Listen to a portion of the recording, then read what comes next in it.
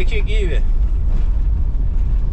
Šiandien nusprendžiau prasilėti per savo laukus, pasižiūrėti, kaip atrodo po tų ekstremalių karščių, nes čia praeitą savaitę buvo virš 30, buvo gerokai karščiai, dabar ekstremaliai nukrito, sakykim,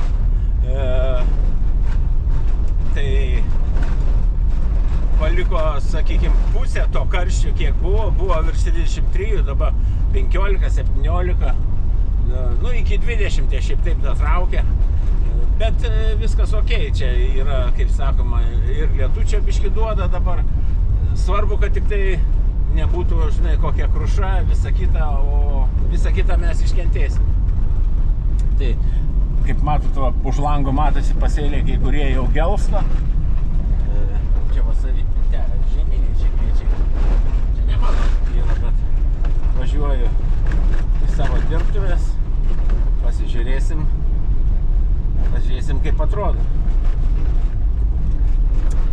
Tai va, gero žiūrėjimo jum ir spaudžiam laikus, prenumeruojam kanalą ir žiūrėkim, kas dedasi laukuose. Technika dabar jau kaip ir sutvarkyta, paskutiniai štrichai peržiūrim jau namasės, kombainai patys sutvarkyti. Čia yra toks šedevras užsilikęs nuo senų laikų, bet dar kartais pasiliekam į rapsą sėjam. Tai uždėta smulkių sėklų sėjamoji ir tuos diskus panaudojam, kas 25 pasėjam rapsą. Bet nebjauriai rapsas atrodo. Kartais netgi tiesiai pasėjam. Čia yra tukano kederiukas 5,60. O ten stoja lauke 5,80. Čia visokių laužų pilna. Daugumą aš jų nenaudoju. Na, yra šiokia tokia mašina. Dabar investuoti į techniką labai jau gaunasi sudėtinga. Tai savo irgi peržiūrėjau, sutvarkiau. Kombainai šiemet gan nemažai buvo atlikta darbų. Dalgis paruoštas. Nu, vienu žodžiu pereita, peržiūrėta viskas. Pasirengę startui į laukus.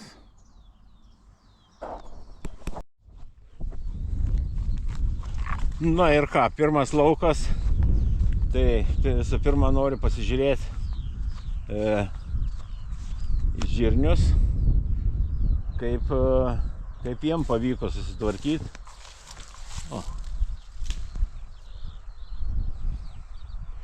O visai neblogai. Žirniai žiūriu, matomai prašoko tą karščio bangą ir ganėtinai neblogai žiūriu, užmezgė yra. Tai čia kaip ir viskas tvarkoj. Matau, čia yra tiesiogiai sėti žirniai. Ir jie, jeigu tai pasižiūrim, man kažkur tai metras ūgį panašiai. 90 metras ūgis. Čia veislė yra ostinato. Yra viena kita usnis, matau, prašokus pabėgos. Bet visumoje žirnių tankis yra gan geras, kad ir tiesiogiai sėta. Akivaizdžiai matom augalinės liekanas. Pavasarį aš rodžiau šitą lauką ne kartą jau. Ir žirniai tikrai atrodo taip, kaip linguoja, keletas kvadratų iš karto. Tai manau, kad bus viskas gerai. Čia nenaudoju jokio insekticido, nežinau ar verta, nes paprasčiausiai savikaina kyla, o jų vis tiek tik tai pašarai jos teperka, tai todėl ir neinvestavau daugiau. Na, o gal ir vertėjai. Jeigu tai pasižiūrėtų, matosi, kirminėlis sėdė vienam. Bet taip žirniukas čia yra 1, 2, 3, 4, 5, 6, 7 žirniukai. Gan normaliai. Bet turime draugų.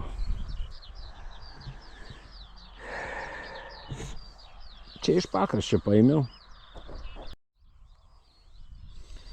Kitą vankštį nuskyniau. Nu, ganėtinai neblogai. 8, matau, 9 yra, bet jis jau ten jau nepilnai. Tai va, vadinasi, užsimezgė gan normaliai žirniai, sakykim. Kažkas bus. Na, o sekantis pasėlis čia šalimais, šalia žirnių, kviečiai. Ir čia yra pasėtas miksas. Ir, nu, aš manau, čia visas ūgis jau jo ir yra.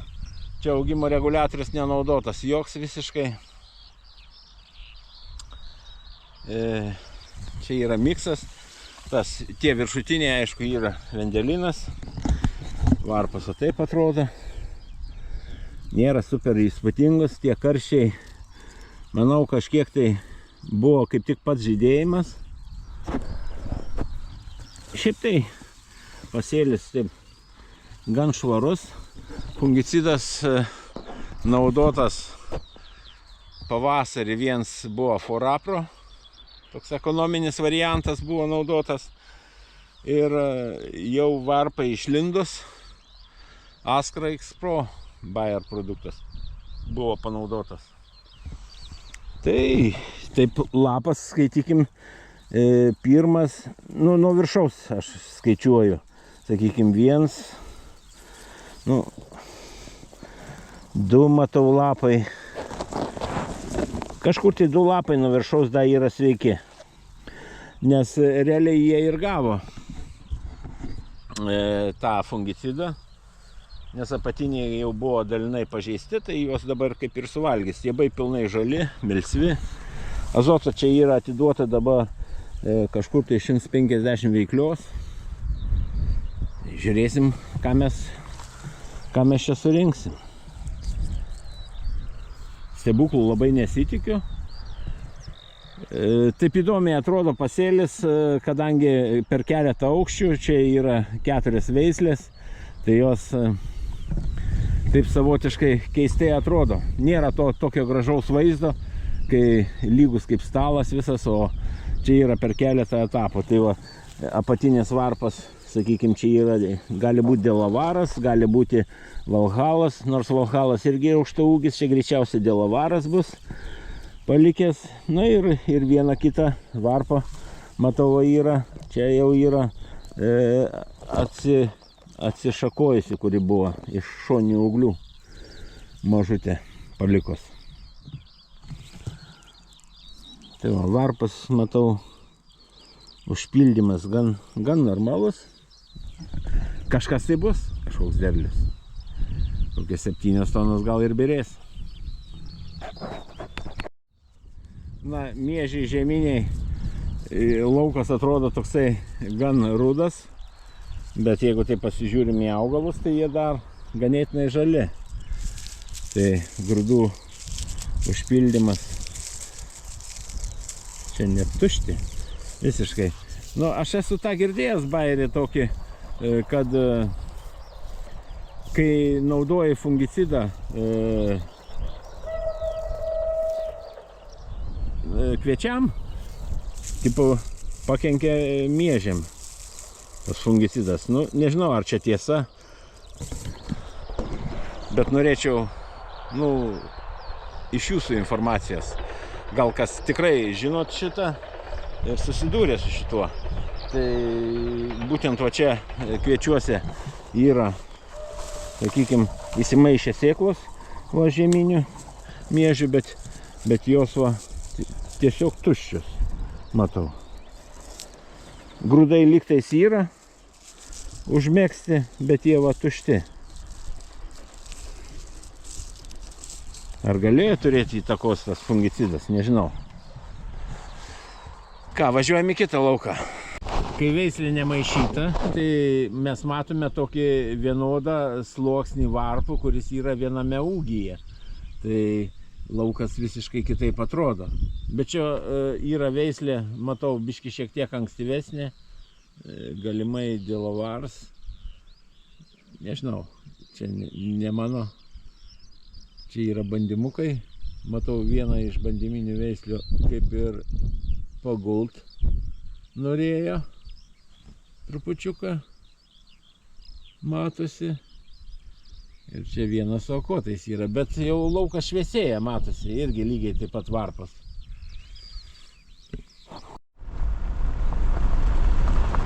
Čia mano soja. ProGrain. Sėklą įsigijau iš Soja LT. Čia yra veislių bandymai. Matosi, ne visiškai tolygiai pavyko. Tai... Na štai, atvažiavau dar į vieną savo laukelį. Nu, čia labai gerai jums pažįstamas pagal šitą stulpą. Čia ne vieną esu šitame lauke bandymą padaręs. O dar ir lietutis pradėjo krapnuoti. Čia lygiai taip pat nenaudotas joks augimo reguliatorius. Ir šitam laukui vėlgi pavyko toksai, sakykime, bandymą vėl padaryti.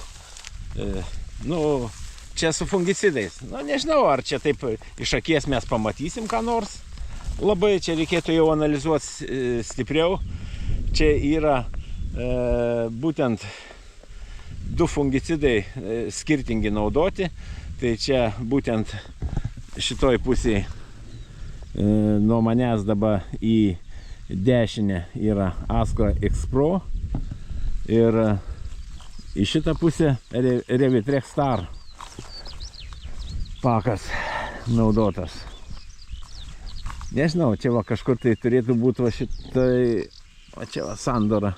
Realiai iš akies mes kažko stebuklų kažkokio nepamatysim, nes jie praktiškai labai panašus abudu fungicidai. Čia kviečiai irgi lygiai tas pats miksas. Tai kai pasižiūrim, ūgis toksai, va taip atrodo. Matosi, kad keletą aukštų yra akivaizdžiai. Augalų lapai, čia pakraštys labiau, sakykime, lietus pradėjo krapnuoti, o čia įdomu miežiai. O čia va jaučiasi grūdai. Va šičia. Tai nors fungicidas lygiai taip pat naudotas, tai čia galimai aš nelabai tikiu, kad čia fungicido yra ta kaltė. Gali būti per žydėjimą, bet čia jau gali būti, kad šitie miežiai jau tikrai buvo per žydėję šituo momentu ir užmegzti buvo. Tai tikrai matomai neturėjo įtakos. Tai pažiūrėsim, kai toks lietingas oras, kaip toliau atrodys, sakykime, tos varpos. Ar suveiks, tipo Revitrex Star biški labiau yra nuo fuzariozės tinkantis. Aš matau, varpose yra tokių baltų grūdelių, kas galimai turės įtakos fuzariozės vystymui. Tai va. Bet jau dabar bus kaip bus, tai nieks nieko nekeis. Važiuojam žiūrėti toliau. Dar yra liucerna, ten yra vendelinas yra mano. Ir galiausiai užbaigsim sojai, kurią pravažiavom. Nuvažiuojam į miežius pasižiūrėti, kaip atrodo. Miežiai ten yra iš po sojos. Ten matėm su Revitrexu, o čia, pavyzdžiui, yra su Astra X-Pro. Nežinau, man taip vizualiai trupučiuko lygtais atrodo kaip ir žalesni javai.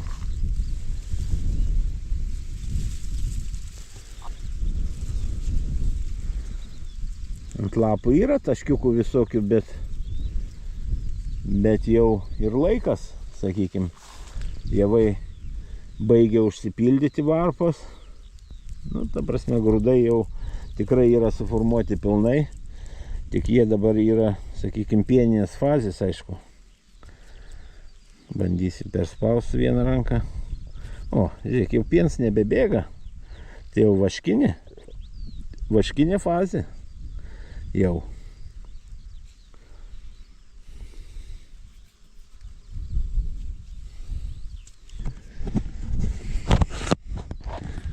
Dabar tas lietutis, sakykime, ir ta tokia šiluma tikrai nėra blogai kviečiam. Jo tik nereikia didelio, kad nebūtų škvalas, koks nors nesuguldys. O šiaip tai, kaip be augimo reguliatorių kviečiai, tai manau, kad visai liuks. O čia yra kviečiai vendelin ir jie yra pasėti iš policernos ir kaip minėjau, jau jie va gan aukšti. Čia yra jie vieni patys pasėti, ne mišinyje. Ir kaip ir sakiau, jie visai kitaip atrodo. Jeigu tai pasižiūrim, tai jie varpas, kai yra viename lygyje, vaizdas visai kitokas atrodo. Gan sveiki palyginus. Nu, jie aukšti yra, tikrai aukšti, bet čia augimo reguliatoriaus jokio nenaudota. Visiškai yra. Tai va, toks tas vaizdelis.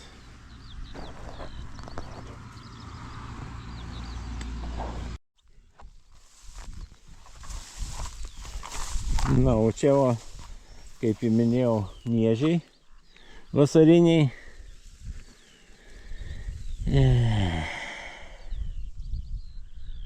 Čia yra miežiai laureatė.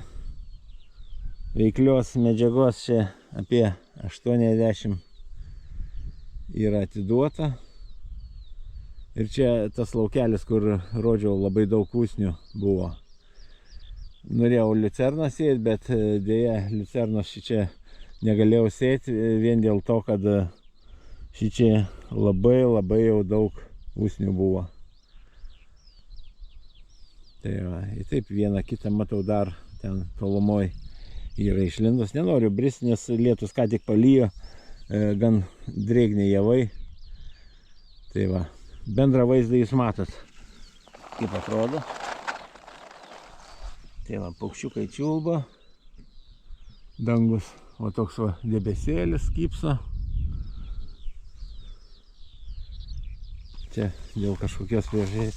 Nu, va, matosi, turiu aš tų draugų pievinės miglės, su kuria nesitvarkiau. Čia kažkas tai buvo įvykę, kad ar trąšų daugiau pasibėrė, nes matosi vešlas, gal koks gabalas salietros iškritęs iš tręštuvės buvo ir va, matosi net pagriuvę.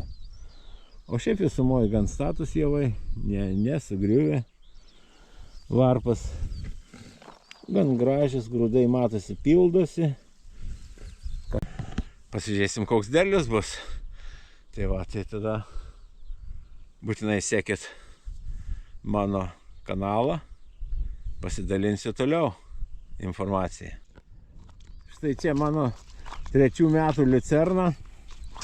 Jinai dabar praeitą savaitgalį buvo sudorota, nupjauta ir jau matosi, kiek jinai pakilo. Bet akivaizdžiai matosi, kiek išretėjo ir greičiausiai 4 metų tikrai aš jos nelaikysiu, nes po to paprasčiausiai sudėtinga gaunasi su piktžolėm sukovot, gaunasi jau nebeatsiperka, nes tenka purkšti nuo žolių ir vis tiek nėra tokio registruoto herbicido, kuris paimtų, sakykime, trikertę žvaginę 100% ir taip visokių žolių jau ir pienių daug išlenda, jos visos panašios herbicidai, kurie naikina būtent ir liucerną, tai nemanau, kad verta bus laikyti toliau. Tai čia planuojame ją naikinti. Nežinau, matysiu arba po antro žolės nupjovimo, arba po trečio nupjovimo. Nu, šiemet paprastai tam laike būdavo jau antrą pjovimą dorodavom. Bet šiemet, kadangi tie buvo pavasarį lietus gan ištisai ilgai užsitęsė ir nusitęsė, aišku, ir pjūtis tą taip pat. Tai liucerna dabar jau yra, žiūriu, 15-20 cm. Bus pats laikas panaudoti Plocher produktus, kuriuos aš visą laiką naudoju. Tai naudosiu būtent Plocher lapų melasą 400 gramų, magnio sulfatą, kombilapai Plocher ir augalų do. Bus. Pirmą kartą dar naudojau humusingos dirvos, na dabar nenaudosiu. Nu, galima dar nebent tik tai išpurkšti grau. Tai ta prasme, kad sunaudotų tą visas šitos augalinės liekanos, kurios palieka ant paviršiaus, tai čia yra anglis, jinai viskas tvarkoja. Nu, ne 100% paėmė viską, bet matau, liucernai labai jau kaip ir nekenkia. Nesinori labai jos ten nudrožti, kad pažeistų tuos savo kelmelius. Bet čia viskas gerai. Tai toks bus receptas, nupurkšiu dabar ir lauksim antros pjūties. O ta antra pjūtis čia greičiausiai bus po kokių 2 savaičių. Nes jeigu tokie orai iš tikrųjų bus kaip dabar, tas karštis apie 20 ir lietutis kas antrą dieną, tai žoliai tai čia iš viso liuks pasaka. Tai va, iš pirmo derliaus išėjo kažkur tai 4,1 derlingumas sausos medžiagos. Bus matyti, kaip toliau bus. Ten kitam lauke, čia yra miksas pas manęs 3 veislių. Gėja, Fleetwoods ir dar vienos neatsimenu veislės. O ten grinai Fleetwoods. Tai Fleetwoods buvo 5,6 derlingumas sausos medžiagos. Tai darykim išvadas. Na ir kągi, desertui palikau soją. Turiu dar keletą laukų, yra rapsas, yra kviečiai, ten 3 veislės yra pasėtos atskiros, bet tai jau čia parodysiu kitam filmuke. Tad dar kartą kviečiu prenumeruoti kanalą ir stebėti, kas norite, prisijunkite prie mano kanalo ir tapkite mano kanalo nariais. Būsiu labai dėkingas, tuo paremsit jūs mane. O čia yra, kaip ir minėjau, 4 veislės, jau ne kartą esu minėjęs. Dabar ten ypatingo kažkokio skirtumo tarp jų aš nematau, nes realiai jos vienu metu visos pasėtos, jos realiai kažkur labai panašiai atrodo. Ten plius minus ta ankstyvesnė veislė Mairika, va šičia akivaizdžiai matosi, net nereikia, nors ir žabav čia yra šalia, bet jinai biški šiek tiek matosi, lapai skiriasi. Šičia yra Marzena, už to žabos ten yra Liska, bet tik tai jinai taip keistai atrodo, kadangi ten ražienos yra šiek tiek aukštesnės. Na ir aišku, pati ten kraštinė yra Brunensis. Nenoriu eiti, kadangi, kaip minėjau, šlapi. Žydėjimo dabar pradžia, matosi žiedeliai. Jie labai smulkutyčiai tokie žiedeliukai yra. Tai va, jinai jau ir šakotės pradeda, va sakykim, va matosi, dar viena šaka eina. Tai viskas čia gerai yra, sakykim, su ta soja. Čia tikrai ne pats gražiausias mano pasėlis yra.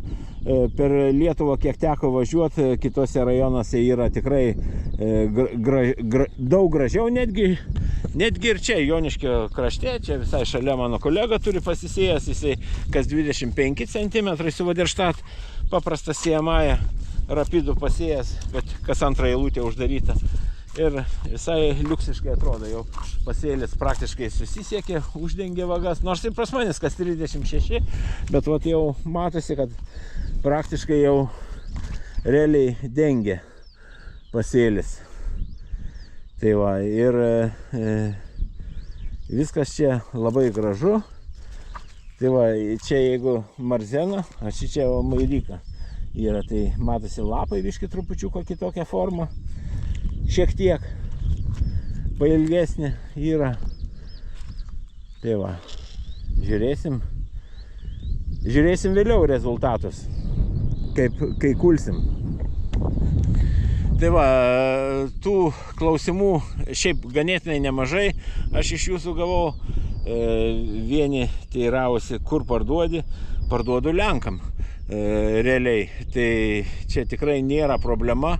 Lenkai patys atvažiuoja perka, nes jie savo neužsiaugina tiek.